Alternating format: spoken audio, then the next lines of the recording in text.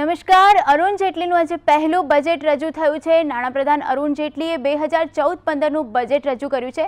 બજેટમાં દેશના કરોડો મધ્યમ વર્ગ માટે રાહતના સમાચાર એ છે કે આવકવેરા છૂટમાં 50,000નો વધારો થયો છે, તો પીપીએફ અને એટીસી હેઠળ રોકાણની મર્યાદા પણ વધી છે. બજેટમાં મોબાઈલ ફોન, ટીવી, કમ્પ્યુટર વગેરે વસ્તુઓ સસ્તી થઈ છે, તો સાથે જ તૈયાર વસ્ત્રો, સિગરેટ, ગુટખા વગેરે વસ્તુઓ પર મોંઘવારીનો માર પડ્યો છે, એટલે કે એને મોંઘી કરવામાં આવી છે. જેટલીએ આગામી 3 થી 4 વર્ષમાં વિકાસ દરનો અંદાજ ડબલ ડિજિટમાં લઈ જવા પર પણ ભાર મૂક્યો છે.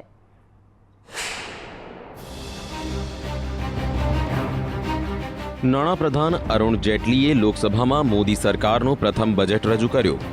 લોકોને આ બજેટમાંથી ઘણી અપેક્ષાઓ હતી. તે બધી અપેક્ષાઓ અંશતઃ પૂર્ણ થઈ છે. પછી તે આવકવેરા લિમિટ હોય કે એસસીસી હેઠળના રોકાણો, ધાર્યા મુજબની છૂટ નથી મળી, પરંતુ યુપીએ સરકારે ટેક્સ મોરચે કંઈ નહોતું આપ્યું. તેના કરતાં જેટલીના બજેટમાં લોકોને થોડીક રાહત જરૂર મળી છે.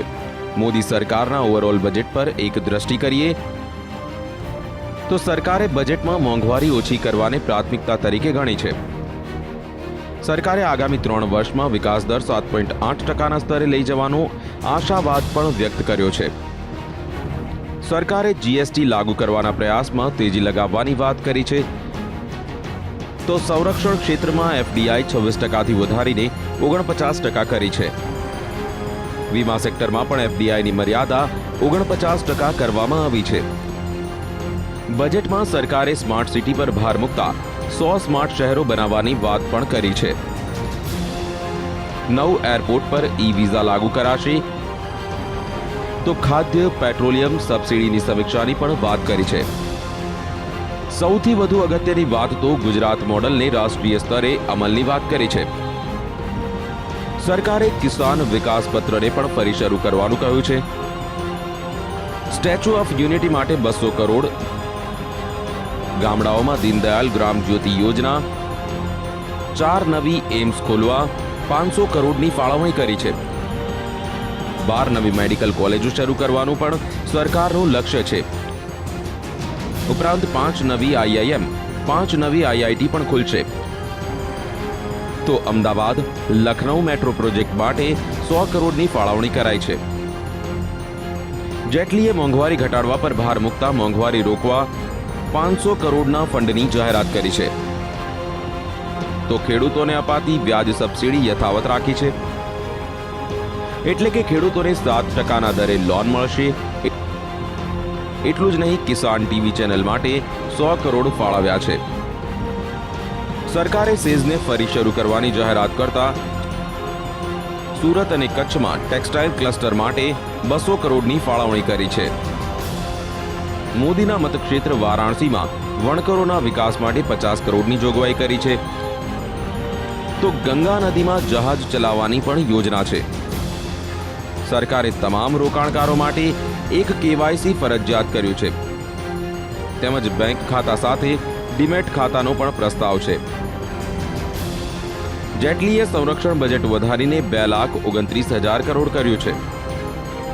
તો પીપીએફમાં રોકાણની મર્યાદા 1 લાખથી વધારીને 1.5 લાખ કરી છે.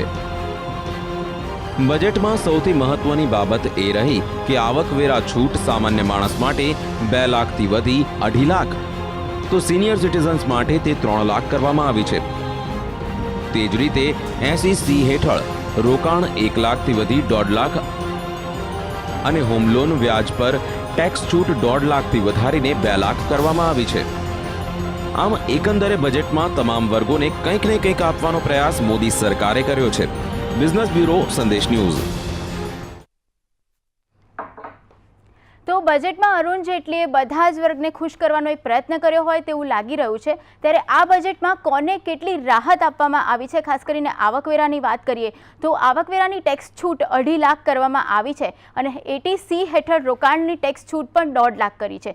જેટલીએ હોમ લોન પર છૂટ 1.5 લાખથી વધારીને 2 લાખ કરી છે.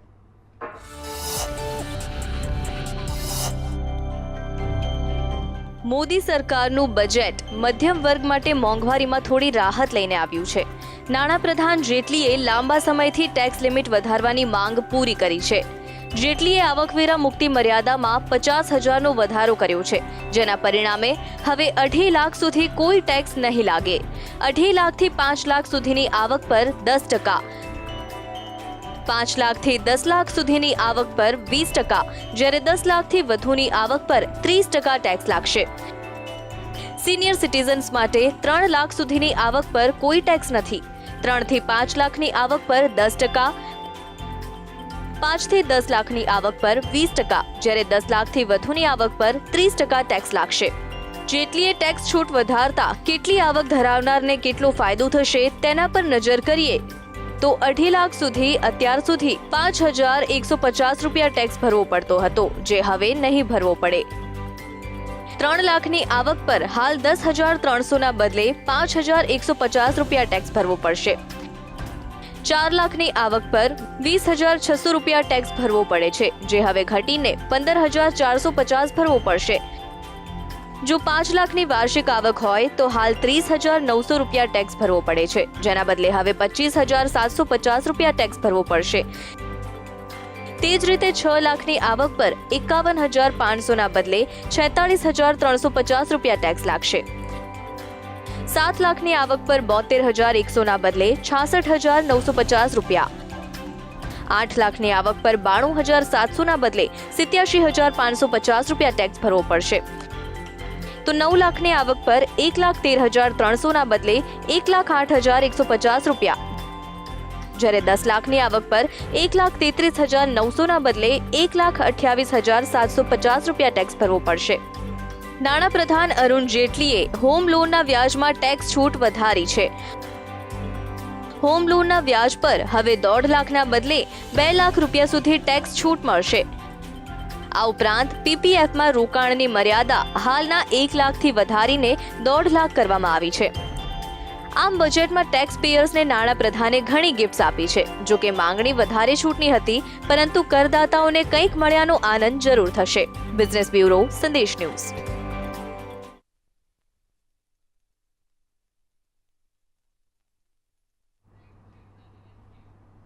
તો અરુણ જેટલીનું જે આજે બજેટ ડિક્લેર થયું છે, મોદી સરકારનું જે બજેટ ડિક્લેર થયું છે, એના પર જ એનાલિસિસ કરવા માટે આપણી સાથે સ્ટુડિયોમાં 3 ગેસ્ટ ઉપસ્થિત છે, જેઓ વર્ષોથી બજેટ એનાલિસિસ કરે છે। આપણી સાથે છે કરવેરા નિષ્ણાત મુકેશ પટેલ, એમની સાથે છે ડૉક્ટર બકુલ ધોળકિયા, જે જાણીતા અર્થશાસ્ત્રી છે, અને સાથે જ છે જયનાણભાઈ વ્યાસ, કે જેઓ પણ અર્થશાસ્ત્રી છે અને ભાજપ સરકારમાં નેતા પણ છે। તો ત્રણેય સાથે આપણે ડિસ્કશન શરૂ કરીએ। સૌથી પહેલાં મુકેશભાઈ, તમને પૂછવા માંગીશ, જે સામાન્ય માણસને સ્પર્શતી સૌથી મોટી જે વાત કહી શકાય, આવકવેરાની મુક્તિ મર્યાદા, એક બહુ મોટી ડિમાન્ડ હતી કે એને વધારવામાં આવે, પણ એક શક્યતા હતી કે 5 લાખ કરવામાં આવે, બીજી શક્યતા હતી 3 લાખ કરવામાં આવે। સરકારે બંને લેવલને નથી અડી અને 2.5 લાખ કરી છે। તો તમારા મતે એક કેટલી છૂટ એક સામાન્ય માણસ માટે કહી શકાય? નાણામંત્રી વિશે હું એટલી વાત ચોક્કસ કરીશ કે એમણે બજેટ પૂર્વે એક સ્પષ્ટ નિર્દેશ આપ્યો હતો કે હું કોઈ સસ્તી લોકપ્રિયતાનો રાહ પકડીને અર્થતંત્રને હું ખાડામાં મૂકવા માગતો નથી, અને એને વળગી રહ્યા છે। હું પોતે અંગત રીતે એમ માનું છું કે આ 5 લાખ રૂપિયાની કરમુક્તિ મર્યાદા માટે હજી આપણો દેશ મેચ્યોર એટલા માટે નથી થયો કારણ કે કદાચ દર્શક મિત્રોને એ વાતના આંકડાનો હજી ખ્યાલ જ નહીં હોય કે ભારતની અંદર જો કરદાતાઓની કુલ સંખ્યા આપણે લઈએ તો 90% કરદાતાઓ એ 5 લાખ રૂપિયા સુધીની કરપાત્ર આવક દર્શાવે છે, અને માત્ર 10% જ કરદાતાની સંખ્યા એ 5 લાખથી ઉપરની કરપાત્ર આવક બતાડે છે। એટલે તમે વિચાર કરો કે જો એમણે 5 લાખની મુક્તિ મર્યાદા કરી દીધી હોત તો માત્ર 10%, એટલે આપણો ટેક્સ બેઝ એટલો નાનો થઈ જાત। અને આપણને એ પણ ખબર છે કે ગયે વર્ષે નાણામંત્રી શ્રી ચિદમ્બરમે પહેલીવાર ચોંકાવનારા આંકડા આપ્યા કે આપણે ભારત વિશે આપણી માન્યતા એવી છે કે ભાઈ અહીં તો કેટલાક કરોડપતિઓ, આજે અમદાવાદની અંદર આપણે એમ કહીએ કે ભાઈ કરોડપતિની ગણના ઇન હન્ડ્રેડ્સ થાય, પણ આશ્ચર્યજનક નહીં, ઇટ વોઝ શોકિંગ કે જ્યારે નાણામંત્રીએ કહ્યું કે માત્ર 42,800ની કરોડપતિઓ, એટલે કરોડથી વધુ કરપાત્ર આવક દર્શાવતાની સંખ્યા હતી। એટલે હું માનું છું કે 5 લાખ ને બદલે એમણે 2.5 લાખ કર્યા છે. It's okay. મારી જે ફરિયાદ નાણામંત્રી સમક્ષ થોડીક એ છે, હું સૌથી પહેલાં તો સ્વાગત કરું છું, આવકાર કરું છું કે જે 15 વર્ષ સુધી નાણામંત્રીઓએ નહોતું આપ્યું એ એમણે આ વખતે આપ્યું છે. કારણ કે 99થી અટકેલી હાઉસિંગ લોન ઉપરના વ્યાજની કપાત 2014માં 1.5 લાખથી 2 લાખ કરાઈ છે. મારી ફરિયાદ એ છે કે કોસ્ટ ઇન્ફ્લેશન ઇન્ડેક્સને લક્ષમાં રાખીએ ઘરોની કિંમત 3 ગણી થઈ ગઈ છે, ત્યારે આ 1.5ના 2 લાખ ઇઝ નોટ સફિશિયન્ટ. મુકેશભાઈ, આપણે જ્યારે બજેટ પૂર્વે ચર્ચા કરી ત્યારે પણ આ વાત કરી હતી કે કલમ જે બધી 80C ની વાત કરીએ તો એમાં પણ આજે એમણે લાખના 1.5 લાખ કર્યા છે. ફરી એનું સ્વાગત કરીએ છીએ કારણ કે 2001થી માંડીને 13 વર્ષે આમાં સુધારો થયો છે. એટલે નાણાં હું એટલું ચોક્કસ કહીશ કે આ એક એવી અનુભૂતિ કરાવે છે કે જાણે પેલા બિલકુલ તરસ્યા રણ પર જ્યારે વરસાદ પડે પણ એ વરસાદ શોષાઈ જાય એ રણની રેતીમાં અને તમને કોઈ અનુભૂતિ જ ન થાય, એ પ્રકારની એક ફિલિંગ. અલબત્ત નાણામંત્રીને આપણે આભાર માનતાની સાથે એટલું ચોક્કસ યાદ કરાવવું છે કે તમારા 5 વર્ષના કાર્યકાળ દરમિયાન એને તમે એક keeping pace with the times, જે અમને આ 15 વર્ષમાં નહોતું મળ્યું, એક સાથે ભલે તમે ન આપી શક્યા પણ બાકીના 4 વર્ષોમાં થોડું થોડું કરીને બાય 2018 કે 19 અમને સરભર કરી આપશો એવી અમે ચોક્કસ અપેક્ષા કરીએ. બકુલભાઈ, આ જ વિશે તમારા સાથે વાત કરવા માંગીશ કે મુકેશભાઈએ તો કીધું કે જેમ રણમાં વરસાદ પડ્યો હોય એવી અનુભૂતિ કરની બાબતમાં થઈ. એક અર્થશાસ્ત્રી તરીકે તમે આ બજેટને કઈ રીતે જુઓ છો? આ બજેટના જે મુખ્ય ઉદ્દેશો તમે જુઓ તો અર્થતંત્રમાં એટલા બધા પ્રોબ્લેમો હતા અને પ્રી બજેટ ડિસ્કશનમાં બધી જગ્યાએ આપણે એની વાતો કરી. તો આટલા બધા પ્રોબ્લેમ્સમાંથી તમારે પ્રાયોરિટાઇઝ કરવા પડે. હવે આ બજેટની સ્પીચ સાંભળ્યા પછી મને એવું લાગે છે કે 4 વસ્તુઓ ઉપર એમણે ભાર મૂક્યો. સૌથી પહેલું ફિસ્કલ કોન્સોલિડેશન, પછી જીડીપીનો ગ્રોથ રેટ વધારવો, ઇન્વેસ્ટમેન્ટ ક્લાઇમેટ ઊભી કરવી ને ઇન્વેસ્ટમેન્ટ સાયકલને રિવાઇવ કરવી, અને ફુગાવા ઉપર અંકુશ મૂકવો, ઇન્ફ્લેશન કંટ્રોલ. હવે આ 4ને પ્રાધાન્ય આપ્યું છે આ બજેટની અંદર. અને એમાંથી જીડીપી અને ફિસ્કલ ડેફિસિટને માટે ક્લિયર રોડ મેપ આપ્યો કે ભાઈ 2014-15માં જીડીપીનો વિકાસ દર 6% હશે અને ફિસ્કલ ડેફિસિટ 4.1% ઓફ જીડીપી હશે. 15-16માં જીડીપીનો વિકાસ દર 7% થશે અને ફિસ્કલ ડેફિસિટ 3.6%. અને 16-17ની અંદર જીડીપી વિલ ગો ટુ 8% અને ફિસ્કલ ડેફિસિટ 3%. હવે આ જે રોડ મેપ છે ક્લિયર છે, ચોખ્ખા ટાર્ગેટ્સ છે. હવે જો આ ટાર્ગેટ્સ આ સરકાર એચીવ કરે, અને અત્યારના એવું માનવાને કારણ નથી કે એચીવ નહીં થાય, તો 3 વર્ષમાં આ અર્થતંત્રની આખી જે પરિસ્થિતિ છે એ કમ્પ્લીટલી બદલાઈ જશે. અને જેમ 2007-8માં આપણું અર્થતંત્ર બૂમિંગ હતું, જોશવંતું હતું, એવું પાછું આ અર્થતંત્ર થઈ શકે છે, જે આજથી 6 મહિના પહેલાં લાગતું નહોતું કે આવું બની શકે. અને આ એક જ પેરામીટર ઉપર જો આપણે વિચારીએ તો આ બજેટને આપણે ઘણું સારું ગણી શકીએ. કારણ કે બજેટની પ્રપોઝલ્સ અને એના ઓબ્જેક્ટિવ્સની વચ્ચે ઘણા લાંબા સમય પછી ચોખ્ખી સુસંગતતા જોવા મળે છે કે ભાઈ આ આપણા ઓબ્જેક્ટિવ છે અને આપણે આ કરીશું. એટલે એ દ્રષ્ટિથી આ બજેટ મારા હિસાબે ઘણું પ્રેગ્મેટિક છે, ઘણું રિયલિસ્ટિક બજેટ છે. જી જનાનભાઈ, આપને પૂછવા માંગીશ કે સરકારે જે એફડીઆઈની વાત કરી છે, જે ઇન્વેસ્ટમેન્ટના દરવાજા ખુલ્લા મૂકવાની વાત કરી છે, ખાસ કરીને ડિફેન્સ અને ઇન્સ્યોરન્સ બંને સેક્ટરમાં 49% એફડીઆઈને મંજૂરી આપવાની વાત કરી છે, આ વિશે આપ શું કહેશો? પહેલાં તો આપણે સંરક્ષણની વાત કરીએ. અત્યાર સુધી આપણે આપણી સંરક્ષણ વ્યવસ્થા માટે આપણા જે સૈન્ય છે એને સુસજ્જ કરવા માટે મહદઅંશે બહારથી તૈયાર સાધન સામગ્રી લાવવા ટેવાયેલા છે. આને પરિણામે ક્યાંક ખરીદીમાં પણ ગરબડ થઈ હોય તેવા બોફોર્સથી માંડીને વેસ્ટલેન્ડ હેલિકોપ્ટરથી માંડીને સબમરીન સુધીના સોદાઓ આપણે જોયા છે. આપણે જો હંમેશા સુસજ્જ રહેવું હોય આ દેશની રક્ષા કરવા માટે તો માત્ર સેનાનો જુસ્સો હોય તેટલું જરૂરી નથી, એની પાસે લડવા માટેની સામગ્રી પણ જોઈએ. હવે આપણે બહારથી લાવીએ છીએ તો આ સામગ્રી ઉત્પન્ન કરતા દેશોમાં એની રોજગારી, એના બાકીના ફાયદા બધું ત્યાં જ રહે છે. એને બદલે એક પહેલો ફાયદો તો એ થાય કે અહીંયા એ ઉત્પાદન કરતા થાય તો આપણી એના ઉપરની નિર્ભરતા ઘટશે, રૂપિયામાં આપણે ચૂકવણી કરી શકીશું. જ્યારે જરૂરિયાત પ્રમાણે કોઈ વિશેષ આપણે વધારાની સવલત જોઈતી હોય તો મળી શકશે. અને એન્સિલરી ઉદ્યોગો એની આજુબાજુ જ્યારે આવડી મોટી ફેક્ટરી થાય ત્યારે એની આજુબાજુ ઇલેક્ટ્રોનિક્સથી માંડીને એન્જિનિયરિંગ સુધીના આનુષંગિક ઉદ્યોગો અને રોજગારીની તકો ઊભી થશે. આ એનો પહેલો ફાયદો છે. બીજો ફાયદો એથી પણ વધારે અગત્યનો છે, સામરિક ક્ષમતા જેને કહેવાય. તેના માટે આપણે એક સમયે 1965માં આપણે પાડોશી દેશ સાથે જ્યારે યુદ્ધ થયું ત્યારે અમેરિકાના જે વિમાનો અને એની ટેકનોલોજી હતી એ સામે પક્ષે હોવા છતાં પણ આપણે આપણું એક ટચુકડું વિમાન હતું નેટ કરીને, એ નેટ આપણે બનાવ્યું હતું. એ નેટે પાકિસ્તાનની હવાઈ દળની કરોડરજ્જુ ભાગી નાખી હતી. હવે એ એટલા માટે શક્ય બન્યું કે આપણા જે પરિસ્થિતિ છે એની મેનોવરેબિલિટી માટે, એને સુસંગતતા માટે અને આપણા સૈન્યને એ વપરાશ માટે એની આપણી પરિસ્થિતિમાં ઉપયોગી હતું માટે નેટ સફળ થયું. તો એ રીતે આપણા ત્યાં જે સંરક્ષણ માટેનું ઉત્પાદન બને તો એ સંરક્ષણ માટેનું ઉત્પાદન આપણે આપણી પોતાની ક્ષમતા એને કારણે સામરિક ક્ષમતા વિકસાવી શકીશું.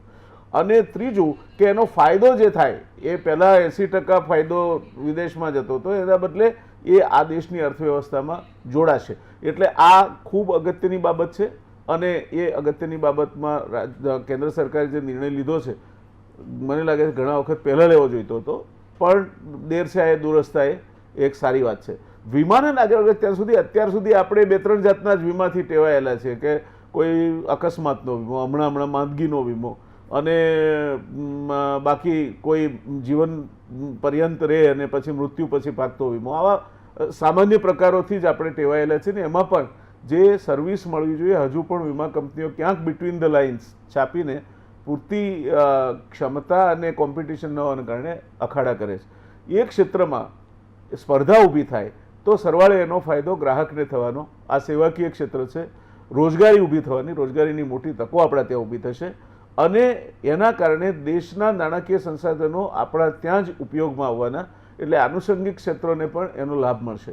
એટલે આ બંને મારા મત પ્રમાણે ખૂબ સારી શરૂઆત છે અને આવનાર સમયમાં એના હકારાત્મક પરિણામો આપણે આપણી અર્થવ્યવસ્થા પર પડતા અને આપણી સામરિક ક્ષમતા અને જેને કહેવાય કે ડિફેન્સ સ્ટ્રેટેજી અને આપણી એક્સટર્નલ સિક્યોરિટી એના પર પડતા આપણે જોઈ શકીશું. જી જયનારાયણભાઈએ ખૂબ જ સરસ પોઈન્ટ કીધો. હજુ આગળ જે બજેટમાં બીજા કેટલાક એલોકેશન્સ કરવામાં આવ્યા છે, ખાસ કરીને જીએસટી અને ડીટીસી માટે શું જાહેરાતો થઈ છે એ વિશે પણ આગળ ચર્ચા કરીશું, પણ અત્યારે સમય થયો છે એક બ્રેક લેવાનો.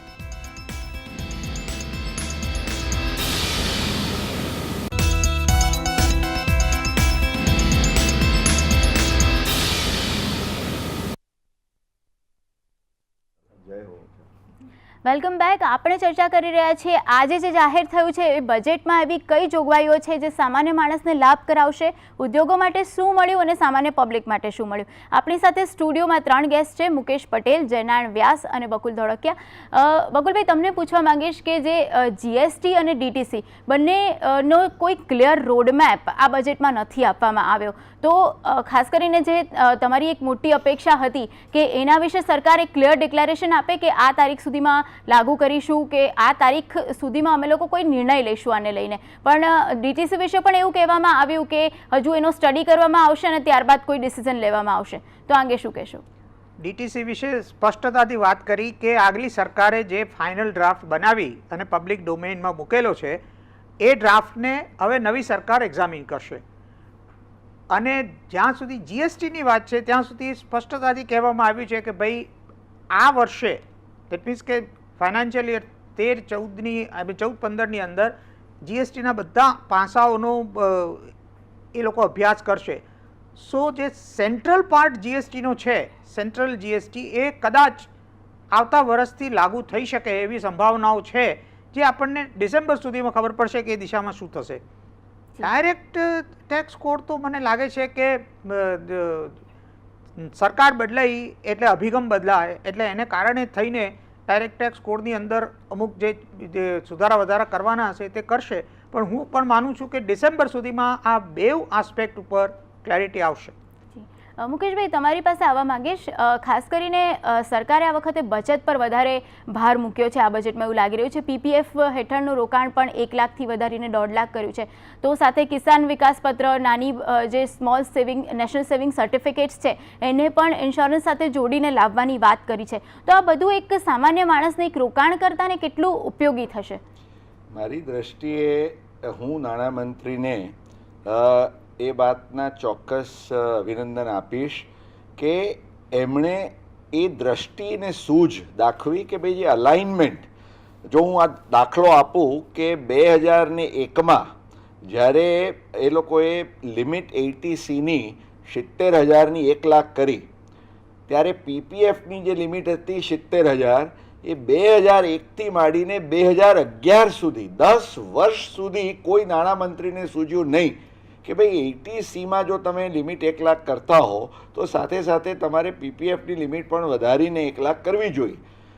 એમણે આ વખતે બહુ સ્પષ્ટપણે સાથે ને સાથે જ એનાઉન્સમેન્ટ કરી કે ભાઈ પીપીએફની લિમિટ પણ 1.5 લાખ કરવામાં આવશે. I think it's a very welcome, very positive masher.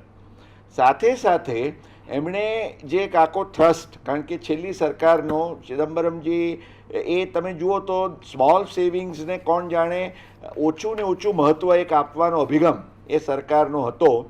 પુનઃ એનડીએ સરકારે એ અભિગમ સ્મોલ સેવિંગ્સનો, કારણ કે નાણામંત્રીએ એ વાતનો પણ એકરાર કર્યો કે જે આપણો એક મોટો ઇન્વેસ્ટર ક્લાસ છે, હજી એ લોકો they are still familiar with small savings, નાની બચત યોજનાઓ. એટલે નાની બચત યોજનાઓ, એમાં પણ કિસાન વિકાસ પત્રને એમણે જે પુનઃજીવિત કર્યો છે, મને લાગે છે કે એક ખૂબ જ પોઝિટિવ મેઝર છે. એમણે સિનિયર સિટીઝન્સ માટે પણ જે આપણે ઇન્સ્યોરન્સ માટે એમણે 1 વર્ષની જે અવધિ કે ભાઈ તમે આ સમય દરમિયાન, કારણ કે મોટામાં મોટી સમસ્યા સિનિયર સિટીઝન્સની હોય છે કે એમને યોગ્ય ઇન્સ્યોરન્સ જોઈતો હોય તો પણ મળી શકતો નથી.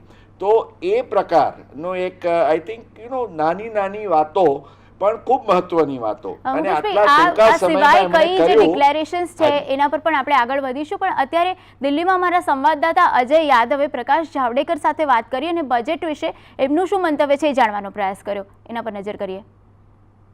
हमारे साथ सूचना एवं प्रसारण मंत्री प्रकाश जावड़ेकर जी हैं. सर, आज जो बजट पेश हुआ, नरेंद्र मोदी ने देश के विकास के लिए जो रोड मैप तैयार किया था, उस सपने को पूरा करने के लिहाज से कितना कारगर है? बिल्कुल, मोदी जी ने जो एक देश को बताया था, एक शब्द दिया था कि भाई देश के विकास का हमारे पास प्रारूप तैयार है, उसी प्रारूप पे चलने वाला ये बजट है. मूल मंत्र है रोजगार का निर्माण, और रोजगार निर्माण करके गरीबी दूर होती है, क्योंकि हर आदमी में हुनर होता है, लेकिन उस हुनर को अगर अवसर मिले तो अवसर के साथ वो फैमिली उससे ऊपर आती है. और इसलिए हम कहेंगे कि ये निश्चित रूप से, क्योंकि इसमें इरिगेशन है, इसमें सॉइल हेल्थ है, इसमें एग्रीकल्चर का उत्पादकता बढ़े, इसमें इंफ्रास्ट्रक्चर बढ़े, रोड, सड़क, पोर्ट, एयरपोर्ट, रेलवे सब बढ़े. फिर उसमें निजी निवेश, घरेलू निवेश, विदेशी निवेश सबका स्वागत है. और फिर उसके बाद हाउसिंग है, और इसी के साथ टूरिज़्म का भी विचार किया है, मैन्युफैक्चरिंग का बढ़ावा दिया है. तो सब मिलके रोज़गार का निर्माण ये उसका आत्मा है, और वो मोदी जी ने हमेशा उसी पर बल दिया था, तो वो हो रहा है. दूसरा उनका है कि गांधी जी के जन्मदिन तक, जन्मशती तक वो पूरा करेंगे स्वच्छ भारत का सपना, क्योंकि गंदगी बिल्कुल उनको पसंद नहीं है, किसी को भी पसंद नहीं होती है, और इसलिए वो साफ़ सुथरा भारत, ये एक अच्छा उसमें है. एजुकेशन पे जोर है, बहुत सारी स्कीम्स दी है, और उसके साथ साथ गरीब के लिए आवास मिले 2022 तक. इस सब कार्यक्रमों की रूपरेखा पहले ही बजट में डाली है. हमें बहुत खुशी है. कांग्रेस की तरफ से ये कहा गया कि चूंकि चिदम्बरम का जो बजट था उसी का एक तरह से एक्सटेंशन था, तो क्या ये माना जाए कि नरेंद्र मोदी के इस बजट को एक्सेप्ट उन्होंने कर लिया है, या ऐसा है? कांग्रेस वाले अगर ये कहेंगे कि उनका कट पेस्ट करके हमने बजट बनाया है, तो उसका वो बुरा तो नहीं कह सकते. तो इसलिए बुरा भी कहेंगे और कट पेस्ट भी कहेंगे तो उनका ही बुरा था। फिर ये कट पेस्ट जॉब नहीं है, पूरा अप्रोच में फ़र्क है। उन्होंने सैकड़ों कार्यक्रम घोषणा की, कुछ नहीं दिया। महंगाई मिटाने के लिए उन्होंने 17 बार ब्याज बढ़ाए। हमने महंगाई कम करने के लिए एक लगातार महंगाई कम करने के लिए आपूर्ति कैसे बढ़ेगी, ये पहली दफ़ा विचार हो रहा है। वो विचार वहाँ नहीं हुआ था, तो बहुत फर्क है। अब उनकी निराशा है, मैं समझ सकता हूँ। अब उनको सत्ता से तो लोगों ने बेदखल किया, अब उनको अगर नेता प्रतिपक्ष के लिए जो 55 सीटें चाहिए वो भी लोगों ने नहीं दी, तो हम क्या करें? लोगों ने नहीं दिया तो जनादेश है वो। तो ये थे प्रकाश जावड़ेकर जी, जिनका कहना है कि आज का जो बजट है देश के सामने जो नरेंद्र मोदी ने सपने रखे थे, जो वादे किए थे, उसको पूरा करने में कामयाब रहेगा। दिल्ली से कैमरामैन मुकेश सिंह रावत के साथ मैं अजय यादव, संदेश न्यूज। તો બજેટ વિશેની આ ચર્ચા આગળ પણ ચાલુ રહેશે, પણ અત્યારે સમય થયો છે વધુ એક વિરામનો।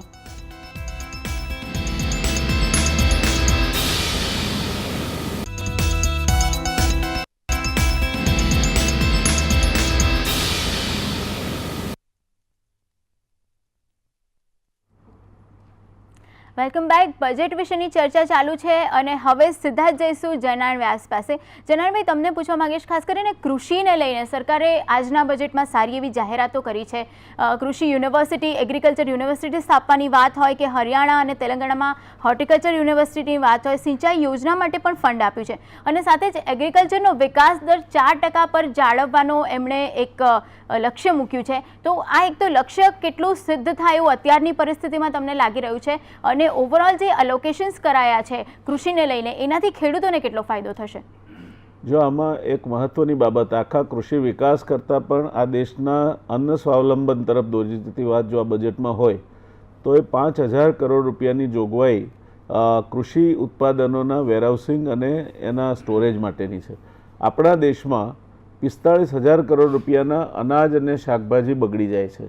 હવે જો આ સવલત ઉપલબ્ધ હોય તો 2 દિવસ પહેલાં રેલવે બજેટમાં પણ એની પૂરક સવલત વિશે જાહેરાત કરવામાં આવી છે કે 10 જગ્યાએ આ પ્રકારના કોલ્ડ ચેન્સ અને એની સાથે જોડીને રેફ્રિજરેટેડ ટ્રાન્સપોર્ટ નેટવર્ક ઊભું કરવામાં આવશે। તો એક મોટો ફાયદો આ કૃષિ ઉત્પાદનો ઉપયોગમાં આવે અને એનું વળતર ખેડૂતને મળે તેમાં થાય, એટલે અર્થવ્યવસ્થામાં એક મોટું પ્રદાન આના કારણે થાય, એ એક વાત છે।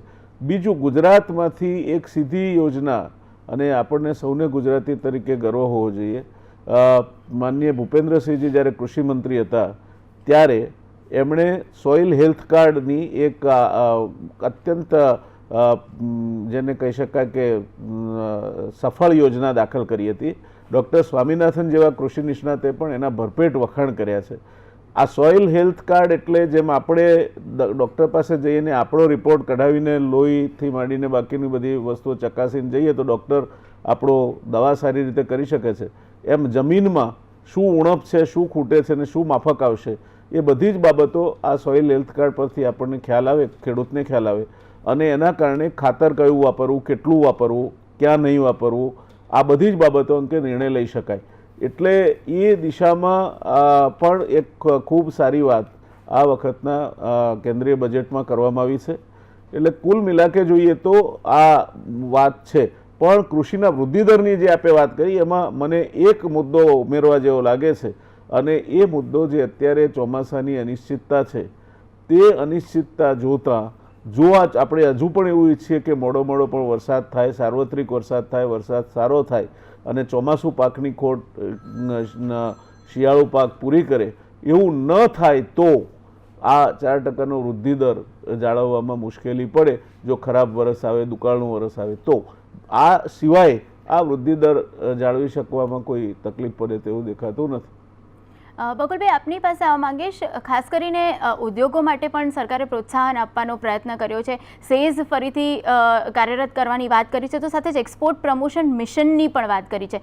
તો આ બધા જે પગલાં છે, પણ એક બીજી બી માંગ હતી કે સેઝ સાથે સાથે જો વુમેન્સ સેઝ એક અલગથી આપવામાં આવે, તો એવા પ્રકારની કેટલીક માંગ પૂરી નથી થઈ, પણ છતાં પણ ઉદ્યોગો આખા બજેટને કઈ રીતે જોશે તમારી દ્રષ્ટિએ?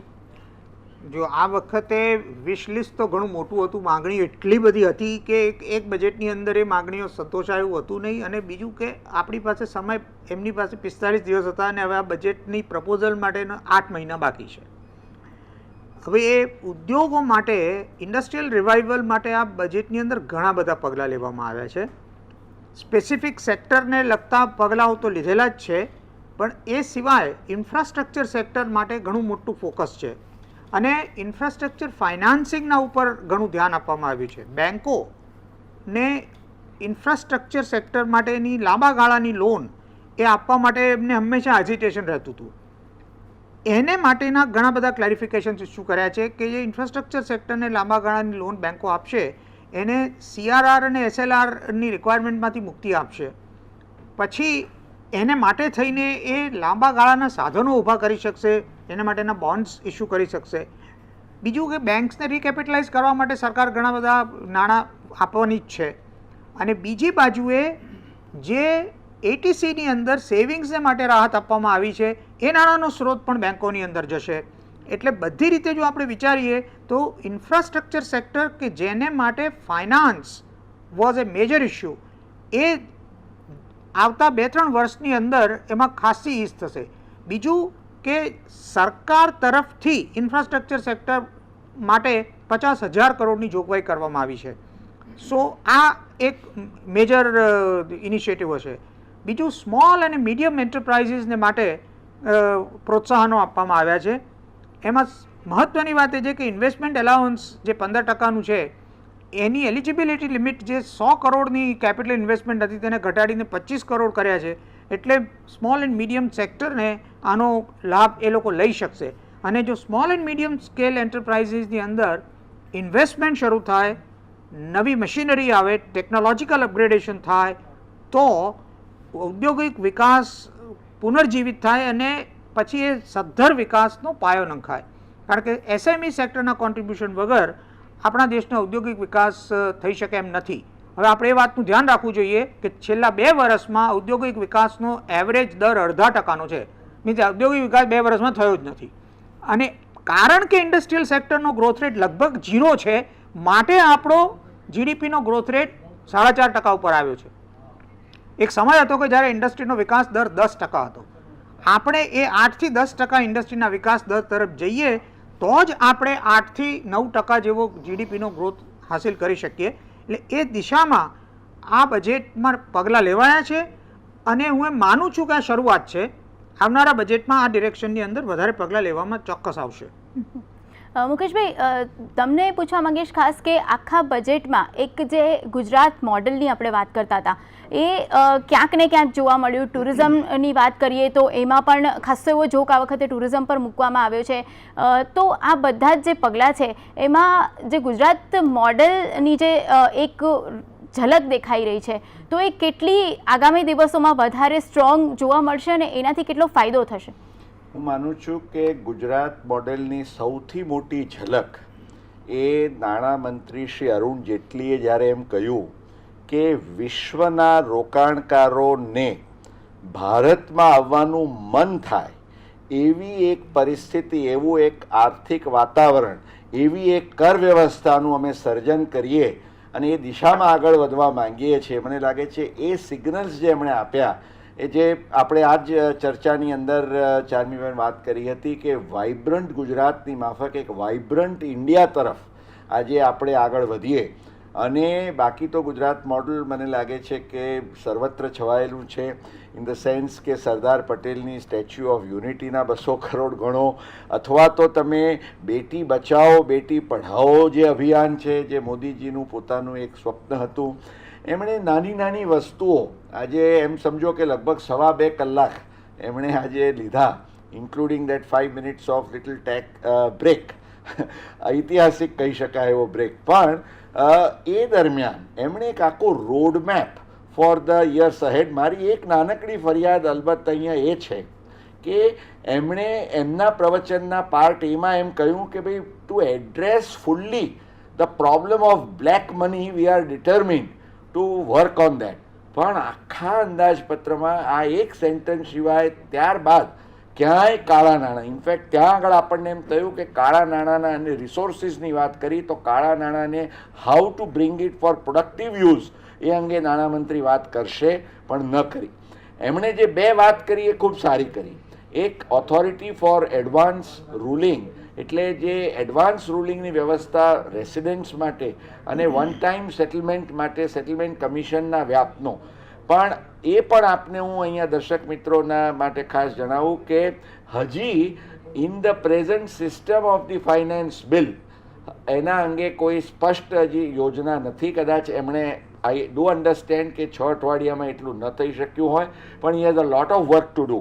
અને આ સંદર્ભમાં જે પાર્થસારથી શોમના ટેક્સ એડમિનિસ્ટ્રેટિવ રિફોર્મ્સ કમિશને જે ભલામણો કરી છે, નાણામંત્રીને હમણાં જ 2 અઠવાડિયા અગાઉ જે દસ્તાવેજો આપ્યા, આપણે આશા કરીએ ડાયરેક્ટ ટેક્સ કોડ કરતાં પણ વધારે મહત્ત્વનું હું આ શોમ કમિટીના જે રિફોર્મ્સ છે, કારણ કે એડમિનિસ્ટ્રેટિવ રિફોર્મ્સની વાત કરીએ તો એમાં તમે એક પણ રૂપિયો રેવન્યુ ગુમાવ્યા વગર તમે આજે you can further the cause of taxpayers by giving better service to taxpayers. કરદાતાઓને જો વધારે સારી સેવા આપશો, તમે એમનામાં વિશ્વાસ કેળવશો તો એનો સીધો લાભ તમને હાયર ટેક્સ રેવન્યુઝમાં મળશે.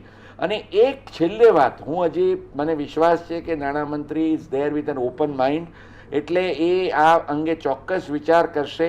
એમણે વિદેશી રોકાણકારોને આકર્ષવા માટે તો અનેક વાતો કરી. એમાં એક વાત એમણે એમ પણ કહી કે જે ફોરેનના પોર્ટફોલિયો જે ઇન્વેસ્ટર્સ હોય એમને કોઈ દ્વિધા ન રહે એને માટે અમે કેપિટલ ગેઇન્સ, એ લોકો ગમે તેટલો નફો કરે પણ that will be treated as capital gains, અને શોર્ટ ટર્મમાં 15% અને લોંગ ટર્મમાં એમને સંપૂર્ણ કરમુક્તિના લાભ મળે. તો આ જ વાત આપણા દેશના જે રહીશ ઇન્વેસ્ટર્સ, રેસિડેન્ટ ઇન્વેસ્ટર્સ છે, કારણ કે આજકાલ આપણે જોઈએ છે કે આવકવેરા ખાતા દ્વારા તમે થોડોક પણ કેપિટલ ગેઇન કર્યો હોય તો એ લોકો એમ કહે છે કે આને અમે બિઝનેસ ઇન્કમ કેમ ન ગણીએ. તો મને લાગે છે કે આ જ પ્રકારની સમકક્ષ જોગવાઈ એમણે રેસિડેન્ટ ઇન્વેસ્ટર્સ માટે પણ મુકેશભાઈ, બીજી બાજુ વાત કરીએ તો જે મ્યુચ્યુઅલ ફંડનો કેપિટલ ગેઇન ટેક્સ છે એ એમણે ડબલ કરીને 20% કરી દીધો છે. એકચ્યુઅલી એમાં આપણે એમ કહીએ તો કેટલીક વિસંગતતાઓ હતી. જે નાણામંત્રીનો જે પોઈન્ટ છે એ બહુ વેલિડ છે કે ટેક્સ આર્બિટ્રાજ, એટલે ટેક્સ આર્બિટ્રાજ જે હતું એ એમણે આમાં દૂર કર્યું છે. In fact number of loop holes એમણે અત્યારે સમયના અભાવે હું વાત નહીં કરું, પણ દરેક નાણામંત્રી પોતે વિચક્ષણ રીતે કરે એમ નંબર ઓફ લૂપ હોલ્સ એમણે દૂર કર્યા છે. એમાં ખાલી મૂડી બજારના સંદર્ભમાં જો વાત કરીએ કેપિટલ માર્કેટનું, તો જે ડીડીટીમાં આટલા વર્ષો પછી એમણે ગ્રોસિંગ અપ ઓફ ટેક્સ, એટલે એને કારણે જે તમારો 15%નો વિધાઉટ સેસ અને સરચાર્જ જો કહીએ તો 15%નો જે ક્લીન રેટ હતો એમાં લગભગ 2.65%નો વધારો, એટલે 17.65%. કારણ કે એમણે એમ કહ્યું કે ટેક્સ ઉપરનો ટેક્સ પણ અમે વસૂલ કરીશું. એટલે મને લાગે છે સરવાળે રોકાણકારોને જે ડિવિડન્ડ મળવાનું એ હવે ઓછું મળશે. એટલે જેમ એ તો કોઈ પણ નાણામંત્રી કરે એમ કે ક્યાંક આપવાનું છે તો લેવાનું છે, તો એ આ બજેટની ખાટી મીઠી છે એમ કહીએ તો એ અસ્થાને નહીં ગણાય. મુકેશભાઈ, આ ચર્ચાને આપણે આગળ પણ યથાવત રાખીશું, પણ અહીંયા લઈશું વધુ એક વિરામ. સમય થયો છે બ્રેક લેવાનો.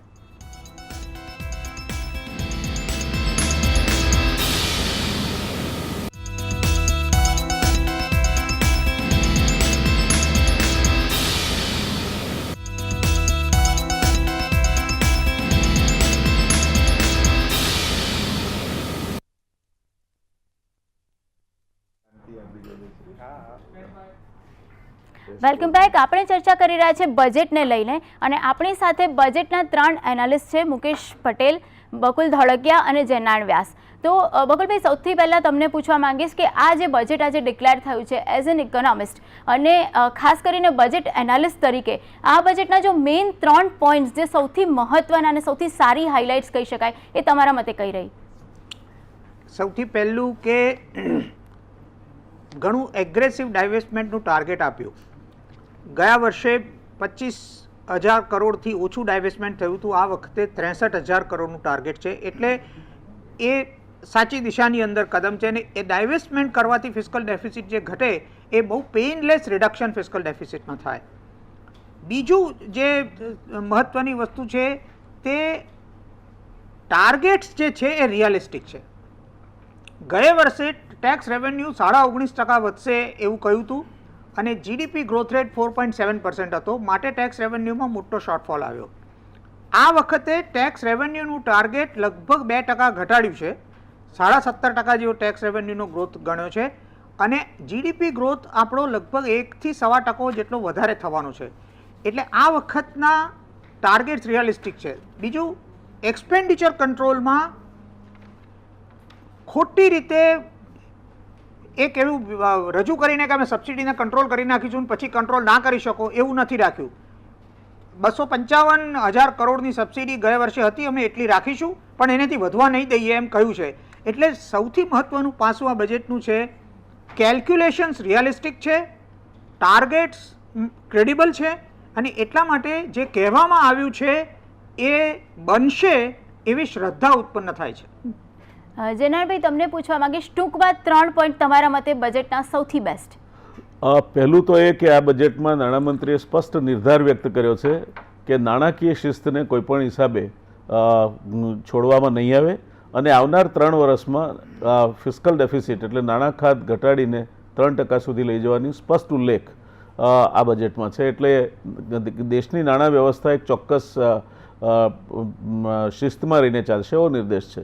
બીજું, એફડીઆઈ ડિફેન્સ અને વિમાના ક્ષેત્રે એનો 49% સુધી વધારીને મર્યાદા કરવામાં આવી છે. મારા મતે એ ખૂબ સાચી દિશાનું અને સારું પગલું છે.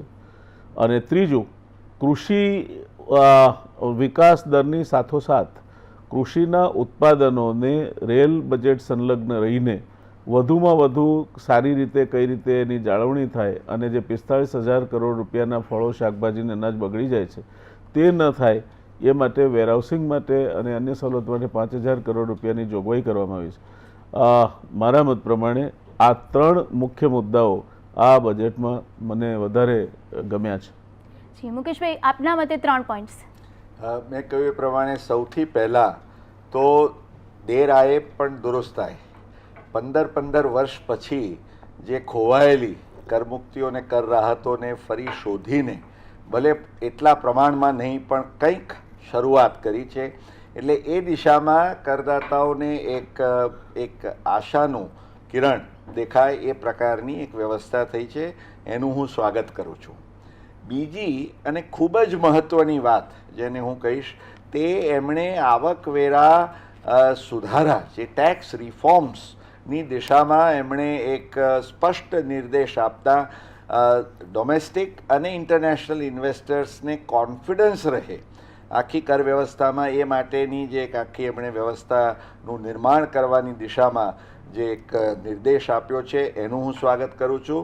અને ત્રીજું કે જે આજે ભારતની અંદર તમે કરદાતાઓની સંખ્યાની વાત કરો તો ટકાવારીમાં આપણે વિશ્વમાં કદાચ ઓછામાં ઓછા હઈશું પણ કર વિવાદોમાં આપણે સૌથી વધારે. એટલે લિટિગેશન એને અંકુશમાં લેવાના સંદર્ભમાં જે એમણે advance ruling four domestic taxpayers અને વન ટાઈમ સેટલમેન્ટ અંગે જે મેં કહ્યું એમ બંનેની હજી યોજનાઓની પ્રતીક્ષા કરવાની છે. હું ઈચ્છું કે આની સાથે હજી નાણામંત્રી વિચાર કરીને એમનેસ્ટી સ્કીમ અંગે પણ વિચાર કરે તો આ અંદાજપત્રના 3 ઉજળા પાસા. હવે ત્રણેય જણને બજેટ એનાલિસ્ટ તરીકે આ બજેટને તમે 10માંથી કેટલા માર્ક્સ આપશો? બકુલભાઈ, તમારાથી શરૂ કરીશું. લગભગ 8 માર્ક. જનારભાઈ, તમે? હું બકુલભાઈ કરતાં થોડો વધીશ, 8.5. અને મુકેશભાઈ, તમે? હું બકુલભાઈની સાથે કસ લગભગ 8. તો તમારા ત્રણેય જણનો ખૂબ આભાર. તમે બજેટની ચર્ચામાં જોડાયા અને દર્શક મિત્રોને આજના બજેટનું એક સચોટ એનાલિસિસ કરી આપ્યું. હવે લઈશું એક નાનકડો બ્રેક.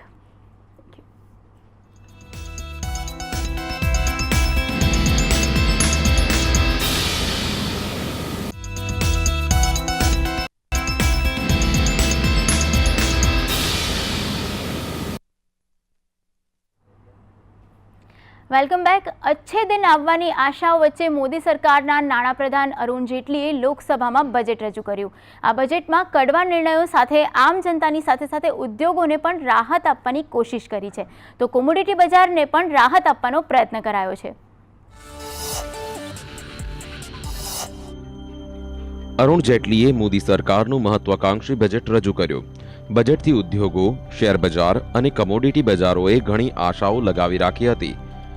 બજાર અને ઉદ્યોગોના જાણકારોનું માનવું છે કે આ બજેટ ભવિષ્યનો વિચાર કરીને તૈયાર કરવામાં આવ્યું છે. બજેટમાં ઇન્ફ્રાસ્ટ્રક્ચર સેગમેન્ટ પર ઘણો ભાર મૂકવામાં આવ્યો છે.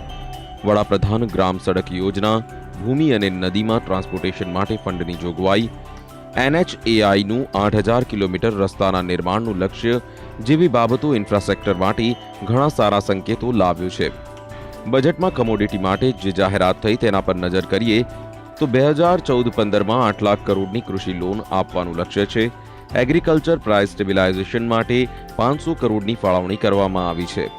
APMC એક્ટમાં ફેરફાર કરી ખાનગી મંડીઓ ખોલવા પર કેન્દ્ર સહયોગ આપશે. શેલ્ફ લાઇફ એગ્રી પ્રોડક્ટ માટે સાયન્ટિફિક વેરહાઉસ બનાવાશે અને તેના પર 5000 કરોડ રૂપિયા ખર્ચ થશે. ખેડૂતો માટે ટીવી ચેનલ શરૂ કરવા 100 કરોડ ફાળવાયા છે. સરકારે વેરહાઉસ રસીદ દ્વારા ખેડૂતોને લોન આપવાની વ્યવસ્થા કરી છે, તો સાબુમાં વપરાતા તેલની કસ્ટમ ડ્યુટી સમાપ્ત કરી છે. ફૂડ પ્રોસેસિંગ અને પેકેજિંગ પર એક્સાઇઝ ડ્યુટી 10% ઘટાડીને 6% કરવામાં આવી છે. બોક્સાઇટ પર એક્સપોર્ટ ડ્યુટી 10% વધારીને 20% કરવામાં આવી છે. બજેટમાં કૃષિ વિશ્વવિદ્યાલય માટે 200 કરોડની ફાળવણી કરાઈ છે. એગ્રીટેક ઇન્ફ્રાસ્ટ્રક્ચર ફંડ માટે 100 કરોડ રૂપિયાની ફાળવણી કરવામાં આવી છે.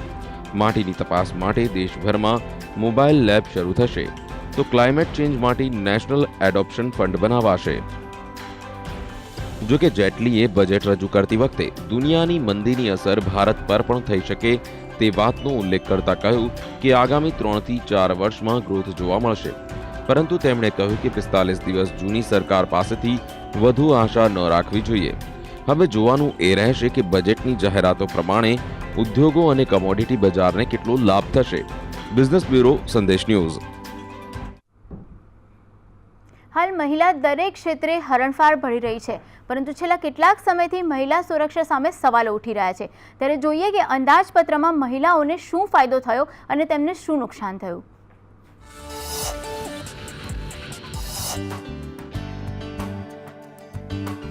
સરકારે મહિલાઓને સ્પર્શતી વિવિધ યોજનાઓ માટે કુલ 98,000 કરોડથી પણ વધારે બજેટ તૈયાર કર્યું છે, જેમાં મહિલા સુરક્ષા પર વધારે ધ્યાન આપવામાં આવ્યું છે.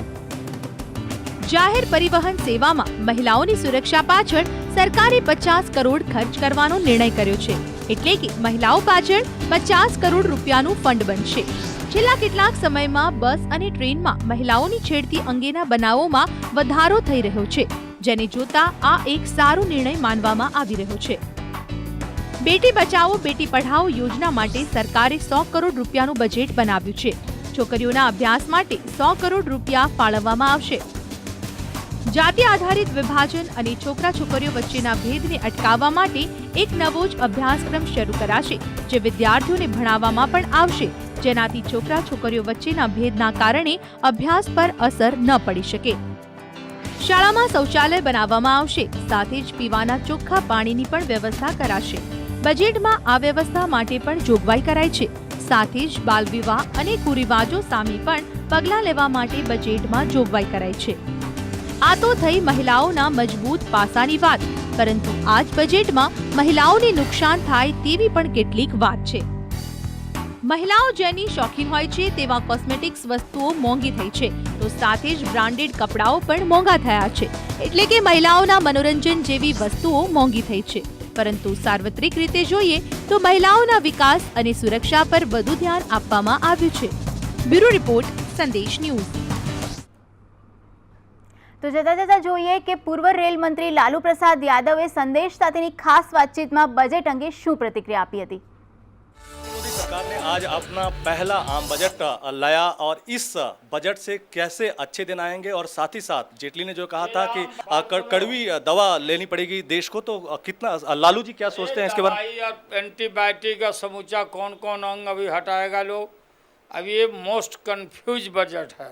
वित्त मंत्री जो पढ़ के सुनाए कहीं भी आम जनता का, नौजवानों का या सब्सिडी के मामले में या किसानों के मामले में कोई भी पैसा कौड़ी का कोई प्रबंध नहीं। लमसम 100 करोड़ 100 करोड़ 100 करोड़ 100 करोड़। हाँ, एक काम जरूर किया कि बीजेपी स्वदेशी रास्ता को छोड़ के अब विदेशी रास्ता को अपना लिया।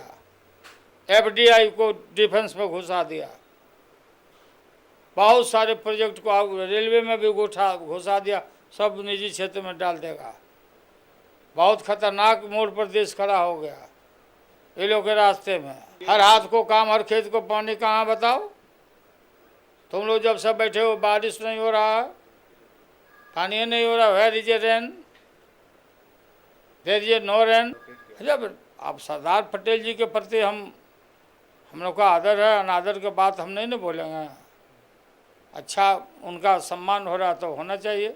अच्छा दिन कहाँ, इन लोग के लिए अच्छा दिन हुआ, देश के लिए बुरा दिन। फंस गए दलदल, जैसे हाथी का पाँव फंस जाता है। तो ये थे लालू यादव जी, जिनका कहना है कि नरेंद्र मोदी सरकार का जो ये बजट आया है, इससे देश एक दलदल में फंस जाएगा। ये जनता के लिए किसी भी सूरत में अच्छा बजट नहीं है। दिल्ली से कैमरामैन मुकेश सिंह रावत के साथ मैं अजय यादव, संदेश न्यूज।